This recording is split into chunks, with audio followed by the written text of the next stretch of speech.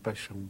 Agora, e essa relação com as pessoas, né? Porque você fala essa coisa de falar de pessoas, Luiz Adolfo Pinheiro, Chiquinho, que é livreiro da UNB e tal, né? Quer dizer, essa relação com esses personagens, o Cassiano Nunes também, que é homenageado aqui, né?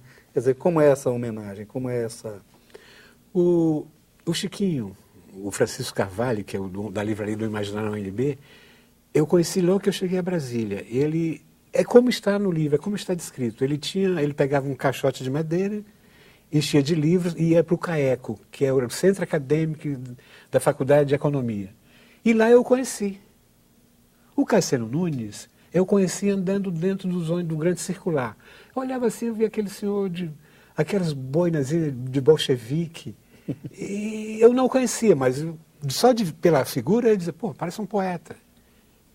E com o tempo, porque eu fiz uma licenciatura em História na UNB, e lá eu conheci o professor Cassiano. Então, essa coisa, esse fato de homenagear esses personagens que eu considero que são importantes na construção de uma identidade cultural, numa cidade como Brasília, nova, né, 51 anos, 50 anos para a história, pode ser um final de semana, como você sabe. E a intenção foi exatamente essa, pegar esses personagens ícones para ter uma referência literária. E além de ser uma homenagem, tem uma referência. São personagens que daqui você lembra, você conhece. Tem o Hélio Pólvora, que é um crítico que eu conheci quando eu fiz estágio no Jornal do Brasil, em 1975, 79. Eu conheci o Hélio Pólvora.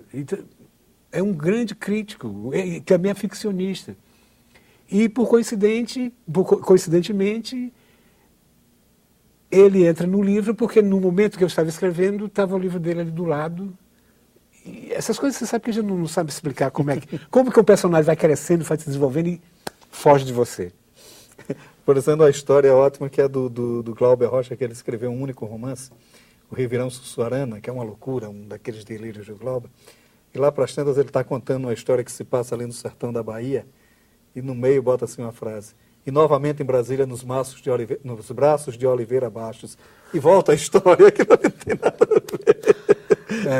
Né? Essas homenagens que surgem, né? Agora, o romance, ele, do ponto de vista formal, ele acaba tendo sobretudo no capítulo final, uma necessidade de você lidar com elementos da poesia, né? Quer dizer, até que ponto a sua poesia, a sua condição de poeta acabou, de certa forma, mapeando a construção do romance? Maurício, a proporção quando eu sentei diante do computador para vomitar esse trabalho, que eu já vinha fazendo um trabalho de gestação há 8 anos, eu senti que ele ia ficar muito denso. Muda essa parte. Ia ficar muito denso, você vê que não tem parágrafo, é como se fosse um parágrafo só, você falou. E a personagem principal, que é a mulher, ela gosta muito de poesia. E quando ela começou, que eu não sei como dizer que ela estava lendo poesia, eu senti a necessidade de mostrar que poesia era aquela. Aí eu não sei como que apareceu a poesia, porque eu nunca sei quando eu vou escrever um poema. É o meu método criativo. A poesia me procura, eu queria que ela me procurasse todo dia, mas ela não vem todo dia.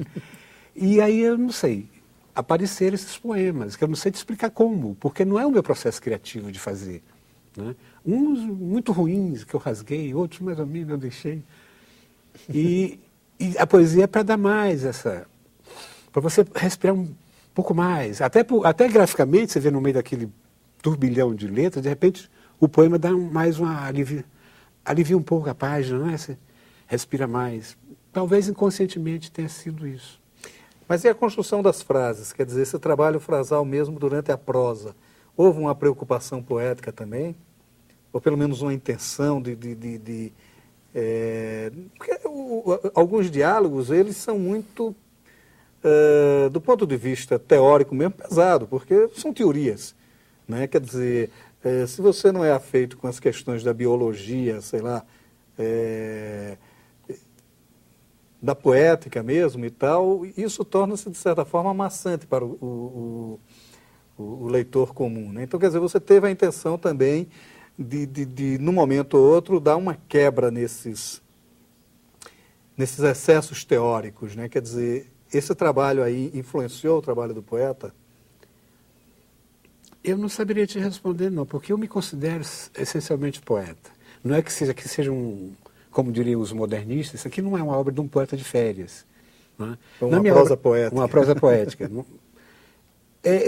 Talvez seja o fato de eu me considerar poeta, modéstia à parte, e de trabalhar com a palavra, como jornalista. Eu tenho essa preocupação. Por isso que eu levei 3 anos apertando parafuso, e mesmo assim, muita coisa que tinha que apertar.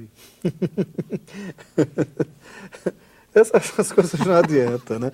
O Masao Akina que conta que ele trabalhou imensamente o primeiro livro dele, e quando ele chega no primeiro dia, que ele abre e estava com um erro de português. Isso não é possível. Agora, uma outra visão também do romance é um certo trabalho de pesquisa mesmo desses vários pontos, né, da psicanálise, da biologia mesmo. Tem uma discussão grande sobre isso e tal. Quer dizer, esse trabalho de pesquisa foi o próprio livro que foi pedindo ou ele foi intencionalmente projetado? Quer dizer, como é que foi essa carpintaria também? Isso os personagens crescem, fogem do teu controle e vão te exigindo coisas. Não tive a menor intenção de fazer, eu vou agora falar de biologia, Não. Foi exatamente o desenrolar natural das personagens, de acordo com o diário exigindo. Uhum. Agora, o enredo em si, né? É interessante isso, porque o enredo é muito linear, né? Ele é muito plano, né? Ele tem poucas surpresas, né? Embora tenha esse suspense do medo que sempre vai aparecendo durante coisa e acaba se tendo.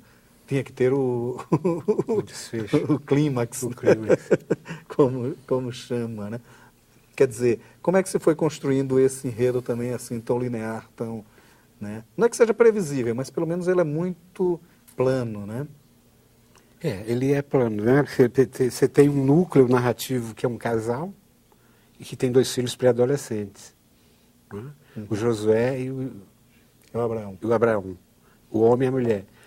E em torno desses personagens tem um universo paralelo de outros personagens que tem ligação com eles, né? E você vê que um vai puxando, vai falando dos amigos do homem do tempo de ONB, um que foi para o exterior, aí voltou e foi para o interior do Nordeste para trabalhar, segundo ele, para ser mais útil à sociedade, mais útil ao povo.